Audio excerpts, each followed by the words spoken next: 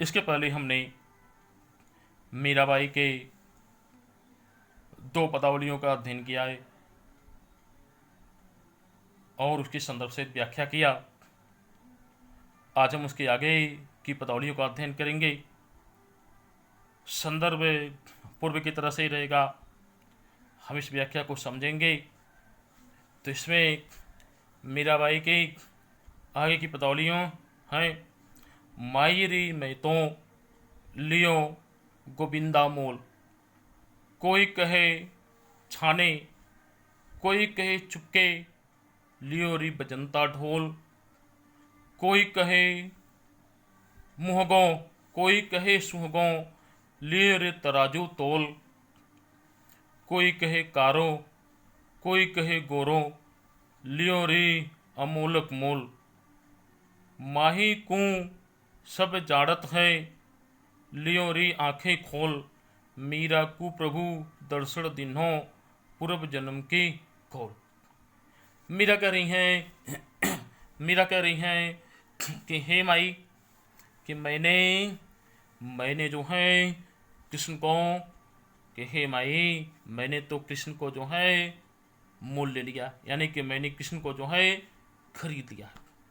मीरा कह रही है कि मैंने कृष्ण को खरीद लिया है, लेकिन लोगों की उसके बारे में धारणा क्या है? लोगों की मेरे द्वारा कृष्ण को मोल लेने या मेरे द्वारा कृष्ण को अपने प्रेम के बस में कर लेने के बारे में लोगों की अलग अलग धारणाएं हैं। तो लोगों की क्या धारणा मीरा बता रही हैं कि कोई कहता है कि मैंने कृष्ण को छीन कर लिया, कोई कहता है मैंने कृष्ण को चुपके से ले लिया, यानी मैंने बिना किसी को बताए मैंने कृष्ण को चुपके से कृष्ण को चुरा लिया। लेकिन मीरा कह रही हैं कि ऐसा कुछ नहीं है। मैंने तो ढोल बजा करके, यानी कि मैंने तो सभी को पूरे दुनिया को मैं तो ढोलक के ताल पर पूरे दुनिया के बीच मैंने मुनादी करके इस प्रकार से दुनिया को बता करके मैंने कृष्ण को मैंने लिया है, इसमें कोई शक नहीं है। कोई कहे मुँह कोई कहे सूंगो लियो रे तराजू तोल। मीरा कह रही हैं, अब कोई कहता है, मीरा कह रही हैं कि कृष्ण के बारे में कोई व्यक्ति कहता है कि मैंने मुँह, कोई व्यक्ति कहता है कि मैंने तो जो है कृष्ण को मुँह मांगे, मैंने कृष्ण को जो है मुँह मांगे लिया। मीरा कह रही हैं कि कोई व्यक्ति कहता है कि मैंने तो कृष्ण को मुँह मांगे, मैंने तो कृष्ण को मुँह मांगे ले लिया। कोई कहता है कि मैं तो कृष्ण को सस्ते में ले लिया, मैंने कृष्ण को उसे सस्ते में ले लिया। लेकिन मीरा कह रही हैं कि ऐसा कुछ नहीं है।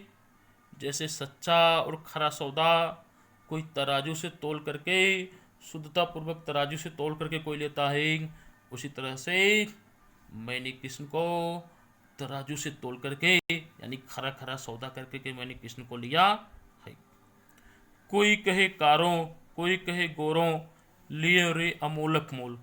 मीरा कह रही हैं कोई मेरे कृष्ण को काला कह रहा है, कोई कह रहा है कि कृष्ण काला है, कोई कह रहा है कि मीरा का कृष्ण गोरा है, लेकिन ऐसा कुछ नहीं है। मैंने तो ऐसे कृष्ण को लिया है जिसमें गोरे काले का कोई भेद नहीं है, यह तो अनमोल है। यानी कि इस कृष्ण के दाम की तुलना दुनिया की किसी वस्तु से नहीं की जा सकती है। यानी कृष्ण अमूल्य है, जिसकी कोई मूल्य तय नहीं की जा सकती है। यही को सब जानत है लियो री आंखें खोल। मीरा कह रही हैं यद्यपि यह सब सभी लोग जानते हैं, मीरा कह रही है यही सब जो लोगों की भी मेरे बारे में लोगों की धारणाएं हैं कि मैंने कृष्ण को ऐसे लिया वैसे लिया इस तरह से लिया, सभी लोग यही जान रहे हैं। लेकिन मैंने आंखें बंद करके नहीं, मैंने अपनी आंखों को खोल करके, यानी कि मैंने पूरे होश हवास में रह करके कृष्ण को मैंने लिया है। मीरा की प्रभु दर्शन दिनों पूर्व जन्म की कौल। मीरा कह रही हैं कि मेरे प्रभु कृष्ण ने अगर मुझे दर्शन दिया है तो वह मेरे पूर्व जन्म का कोई पुण्य रहा है।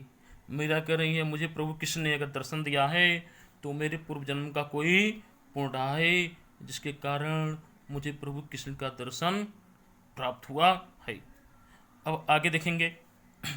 मैं तो सांवरे के रंग राची, साज सिंगार बादी पद घुंघरू लोक लाज तजी नाची। गई कुमति लय साधु की संगति, भगत रूप भई साची। गाय गाय हरि के गुण निस्तिन, काल ब्याल सु बाची। काल बाल सु बाची, उड़बिन सब जगह खारो लागत, और बात सब काची। मीरा श्री गिरधरन लाल सु, भगत रसीली चाची। मीरा कृष्ण के प्रेम में किस तरह से पूरी तरह से भाव विवल हो गई हैं, दीवानी हो गई हैं, उसके बारे में मीरा अपनी दशा का वर्णन करती हैं। कहते हुए मीरा कह रही हैं कि मैं तो सांवरे कृष्ण के रंग में पूरी तरह से रंग गई हूँ। मैं तो सांवरे कृष्ण के प्रेम में पूरी तरह से रंग गई हूँ, और मैंने अपना 16 श्रृंगार करके पैरों में घुंघरू बांध लिया है, और सारा लोक लाज यानी सारे संसारिक लोक लाज को छोड़ करके मैं कृष्ण के प्रेम में रंग करके घुंघरू बांध करके मैं नाच रही हूँ। गई कुमतले साधु की संगति, भगत रूप भई साची। और मैं जब से साधुओं या सज्जनों की संगत में गई, मैं जब से साधुओं सज्जनों की संगत को मैंने किया, मैंने साधुओं सज्जनों की संगत को जब से मैंने प्राप्त किया, तब से मेरी सारी की सारी कुमति, मेरी सारी की सारी जो बुद्धि, मेरी सारी की सारी बुद्धि में जो मंदता थी, जो संसारी के मायाबोध मेरी बुद्धि में था, वो सबका सब समाप्त हो गया, और मैं भगत रूप में जो है, मैं सच्चे भगत के रूप में, कृष्ण के सच्चे भगत के रूप में मैं जानी जाने लगी। गाय गाय हरि के गुण निस्दिन, काल ब्याल सु बाची। मीरा कह रही है मैं रोज कृष्ण के गुणों को गाते गाते, मैं रोज कृष्ण के गुणों को, कृष्ण की भक्ति के गुणों को गाते गाते इस काल रूपी सर्प की गति को भी मैंने समझ लिया। यानी कि कृष्ण के प्रेम में मैं इतना लीन हो गई, कृष्ण की भक्ति के गुणों को गाते गाते मुझे इतनी समझ हुई कि मैंने इस काल, ये जो मौत है, जो काल है, काल की गति को भी मैंने समझ लिया है। मीरा श्री गिरधर लाल सु, भगत रसीली जाची। मीरा कह रही हैं कि श्री गिरधर लाल, वो गिरधारी, गोवर्धन पर्वत को धारण करने वाले गिरधर मेरे स्वामी हैं। उनकी रसीली यानी कि उनके प्रेम रस में डूबी हुई उनकी भक्ति जो है, उनकी भक्ति में पूरी तरह से जच रही हूँ, पूरी तरह से सुंदर लग रही हूँ। उनके भक्ति में मैं पूरी तरह से अपने शुद्ध बुद्ध को खो चुकी हूँ। अब अगला देखिए। मेरे तो गिरधर गोपाल दूसरों न कोई, जाके सिर मोर मुकुट मेरो पति सोई। तात मात भ्रात बंधु आपनो न कोई, छाई दई कुल की कानी कहाँ करी है कोई। संतन ढिंग बैठी बैठी लोक लाज खोई। असुवन जल सींच सींच प्रेम बेली बोई। अब तो बेल फैल गई आनंद फल हुई। भगत देखी राजी हुई, जगत देखी रोई। दासी मीरा लाल गिरधर तारो अब सोई, तारो अब मोई। मीरा कृष्ण के प्रति मीरा का जो अनन्य भक्ति है, उसके बारे में मीरा इस पदावली के माध्यम से बता रही हैं। मीरा कह रही हैं कि मेरा उस गिरधर गोपाल यानी कि उस गोवर्धन को धारण करने वाले गोपाल, गिरधर गोपाल कृष्ण के अतिरिक्त मेरा इस दुनिया में मेरा दूसरा कोई नहीं है। और वही कृष्ण मेरे पति हैं, जिनके सर पे मोर की मुकुट है, वह कृष्ण ही मेरे पति हैं, जिनके सर पे मोर का मुकुट बंधा हुआ है। और उन्हीं कृष्ण के लिए, उन्हीं कृष्ण के लिए मैंने अपने कुल की, अपने खानदान की, अपने वंश की लाज लाज मर्यादा सभी को छोड़ दिया। मैंने उन्हीं कृष्ण के नाते अपने राजवंश की जो लाज थी, कुल की मान मर्यादा थी, उन सबको मैंने त्याग दिया, उन सबको मैंने त्याग दिया।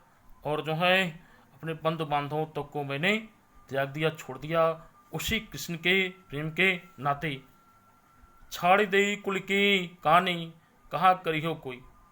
अब मैंने अपने कुल, हे कान्हा, हे कृष्ण, तुम्हारे लिए कोई कुछ भी कहे, लेकिन मैंने अपने कुल को, अपने परिवार को तुम्हारे लिए मैंने छोड़ दिया। संतन डिंग बैठ बैठ लोक लाज सब कोई। मेरा कह रहे समाज में स्त्री के लिए, खासकर राजवधु के लिए जो लोकलाज होता है कि वह समाज के बीच में मच जाए, वह एकांक वास करे, वह राजमहलों में निवास करे, निवास करे। ये सारे के सारे आचरण मैंने छोड़ दिया और साधु सज्जनों के, संतों के साथ बैठ बैठ कर, वार्ता कर मैंने उन सब लोकलाज को खो दिया जिसको दुनिया स्त्रियों के लिए जरूरी तत्व मानती है। मेरा कहते हैं कि मैंने अपने प्रेम के आंसुओं से, मैंने अपने प्रेम रूपी आंसुओं से, मैंने अपने प्रेम रूपी जल से, आंसू रूपी जल से मैंने कृष्ण के प्रेम रूपी बेल को बो दिया। मैंने अपने आंसू रूपी जल से कृष्ण के प्रेम रूपी पौधे को मैंने लगाया, जो अब बेल फैलकर बेलों का रूप ले रही हैं, फैलकर बेल का रूप ले रही हैं। मीरा कह रही हैं, अब तो बेल फैल गई, आनंद फल हुई। मीरा कह रही हैं, अब मैंने जो कृष्ण के प्रेम रूपी बेल को अपने आंसू रूपी जल से सींच करके उसको पनपाया था, उसको उगाया था, वो फैल करके चारों से फैल करके पूरी तरह से फैल गई है। अब उसमें जो है आनंद रूपी फल लगेगा, उसमें आनंद प्राप्त करने वाला आनंद रूपी फल लगेगा, यानी कि इस प्रेम का जो फल होगा वो मुझे आनंद प्रदान करने वाला होगा। भगत देखी राजी हुई, जगत देख रोई। मीरा ने कहा, मीरा कहती हैं कि अपनी कृष्ण के प्रति निश्चल भक्ति को देख करके मैं बहुत ही प्रसन्न हुई, पूरी तरह से मैं राजी हो गई, यानी कि मेरी इच्छा पूरी तरह से कृष्ण के आनंद में मग्न होने की है। लेकिन संसार का अपने प्रति व्यवहार, संसार का अपने प्रति सोच को देख करके मैं फुट फुट कर रोई, मैं फुट फुट कर रो रही हूँ। दासी मीरा लाल गिरधर तारो अब मोई। मीरा कह रही हैं कि हे गिरधर, हे गिरधर कृष्ण, हे गिरधारी लाल कृष्ण, मैं आपकी दासी हूँ। हे गिरधारी लाल कृष्ण, मैं आपकी दासी हूँ, आप मेरे स्वामी हैं। इस नाते अब मुझे इस भव सागर से तार दो, यानी कि मुझे इस जन्म मरण से मुक्ति करके अपनी शरण में ले लो। इस तरह से मीरा की पदावली समाप्त हुई। अब आगे हम अगले दिन दूसरे पाठ का अध्ययन करेंगे। आप लोग इसको समझेंगे, पढ़ेंगे, इसकी व्याख्या करेंगे, इस पर चिंतन मनन करेंगे। जो कोई परेशानी होगी तो मुझसे प्रश्न पूछेंगे, उस प्रश्न का समाधान किया जाएगा। तब तक के लिए धन्यवाद।